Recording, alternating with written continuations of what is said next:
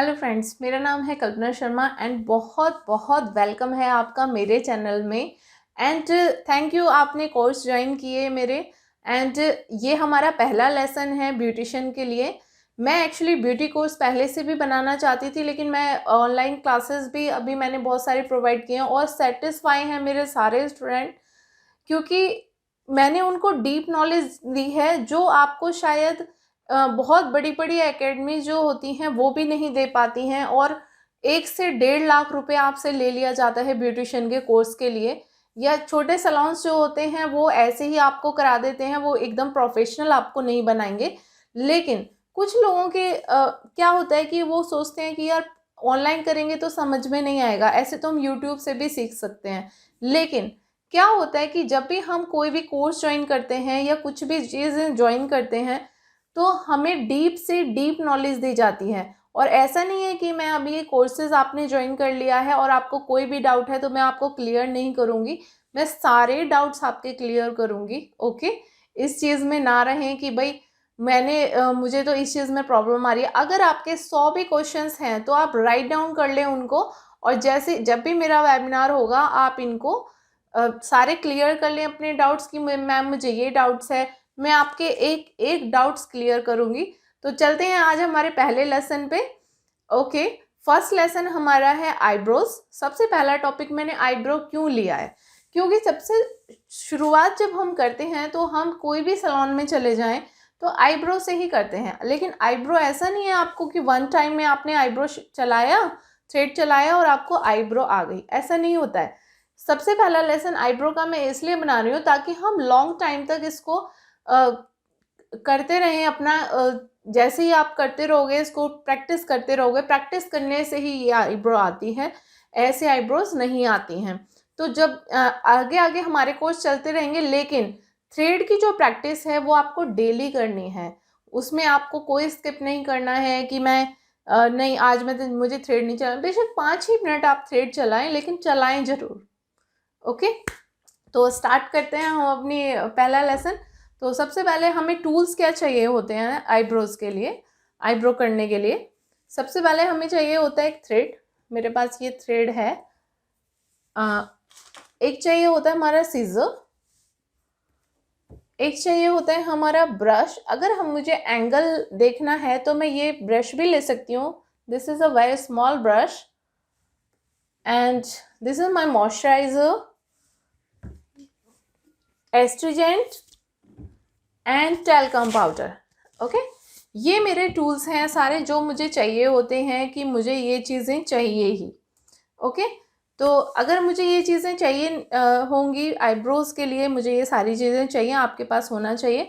और एक होना चाहिए आपके पास कॉटन बॉल्स। तो मेरे पास ये कॉटन बॉल्स हैं। सबसे पहले हमें क्या करना होता है, सबसे पहले हमें आईब्रोज की शेप जज करनी होती है। तो सबसे पहले हम आईब्रोज की शेप्स देखेंगे कि कौन कौन सी आईब्रोज होती हैं एक्चुअल में।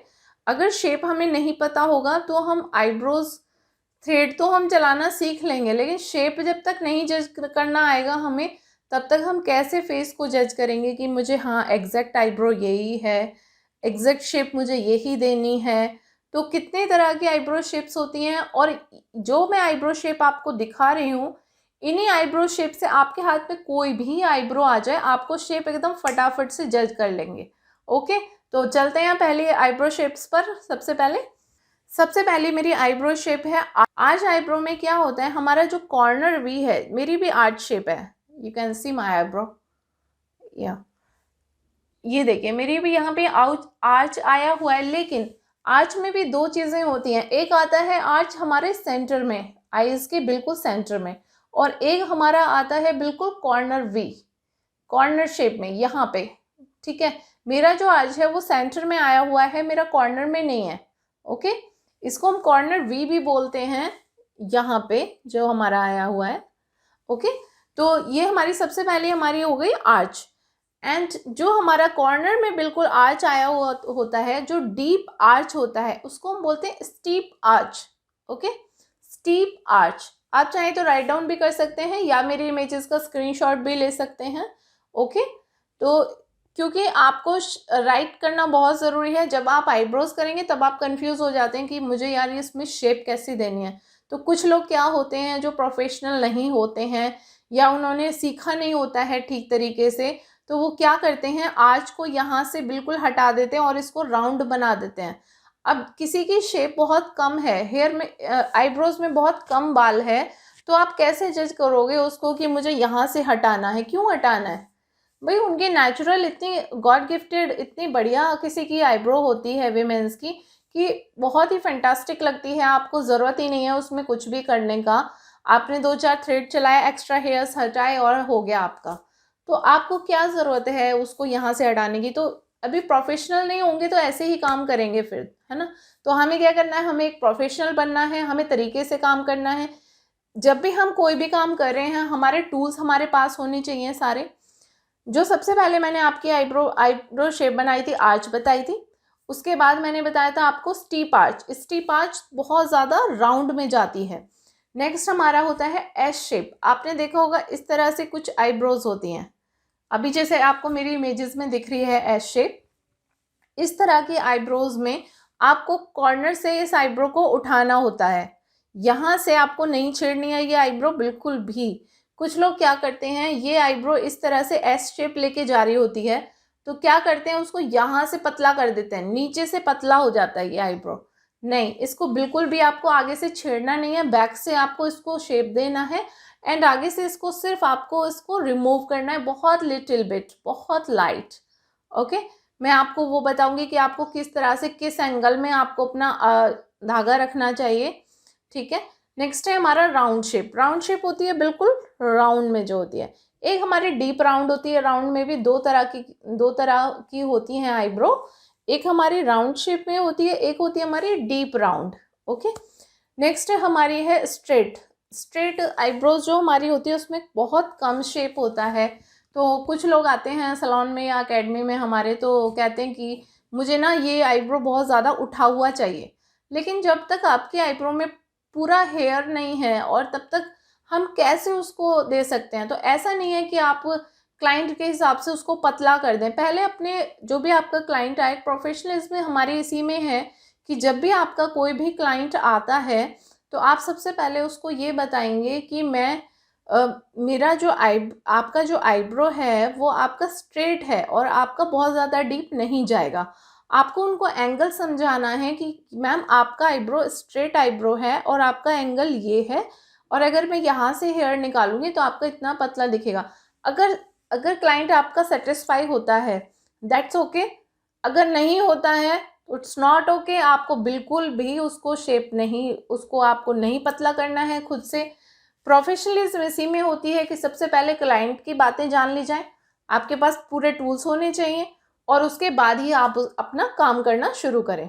ओके, तो आते हैं, तो शेप हमने जान ली कौन कौन सी होती है। सबसे पहले आर्च, दूसरा हमारा steep arch, third one S shape, fourth one round shape and fifth straight.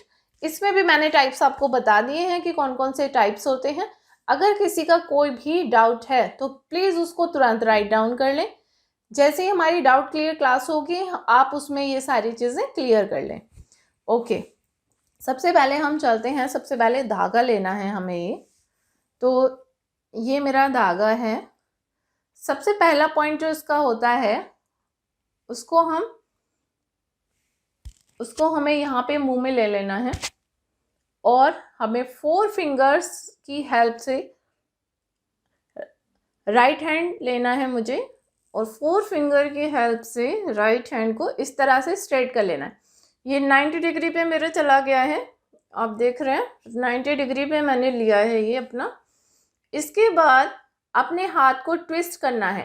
अगर आपकी आईब्रो में हेयर बहुत ज़्यादा कम है तो आपको सिर्फ और सिर्फ 3 से 5 ट्विस्ट ही करना है अपने थ्रेड को, और अगर ज़्यादा है तो 5 to 8 भी आप कर सकते हो। ठीक है, अगर आपने बहुत ज़्यादा टाइट धागा चलाया तो स्किन भी कट सकती है। तो आप सबसे पहले उनको होल्ड करा लें बहुत अच्छे तरीके से। अगर आप होल्ड नहीं कराएंगे तो आपका स्किन कट भी सकता है। तो चलिए धागा चलाना सीखते हैं। सबसे पहले आपको ये मुंह में ले लेना है एंड राइट हैंड से आपको इस तरह से करके इसको ट्विस्ट करना है। ट्विस्ट, वन से स्टार्ट कर दिया, 1 2 3 4 5। ये वाली फिंगर लेफ्ट हैंड साइड की जो फिंगर है, इसको जब हम बिगिनर होते हैं तो हम इसमें अगर धागा नहीं लेंगे तो ये फिसलता है धागा। तो आप बिल्कुल अपना फेस क्या करते हो, नीचे लेते चले जाते हो, नहीं लेना है इस तरह से, आपको इस तरह से धागा चलाना है। अब देखिए आप,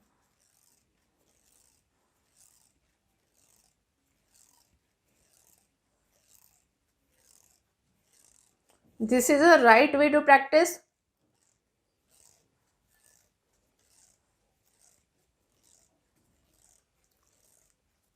अगर आप बहुत ज़्यादा प्रैक्टिस कर रहे हैं दिन में तो आप 2 बैंडेड ज़रूर ले लें। एक बैंडेड आप यहाँ पे लगाएं और एक बैंडेड अपने थंब पे लगाएं, क्योंकि क्या होता है कि जब हमें पता नहीं होता कि प्रेशर हमें कितना देना है, तो बहुत से लोग अपनी हैंड भी कट कर लेते हैं, फिंगर्स कट हो जाती हैं उनकी।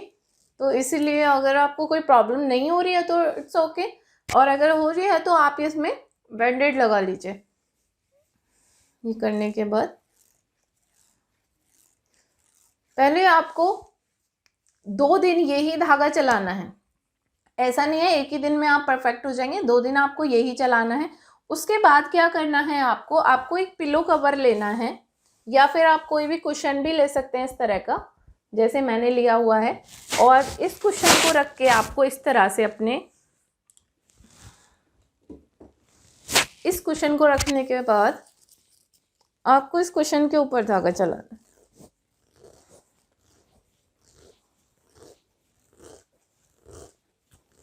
ये लर्निंग करने का बहुत ही अच्छा तरीका है, आपको बहुत जल्दी थ्रेड चलाना आएगा।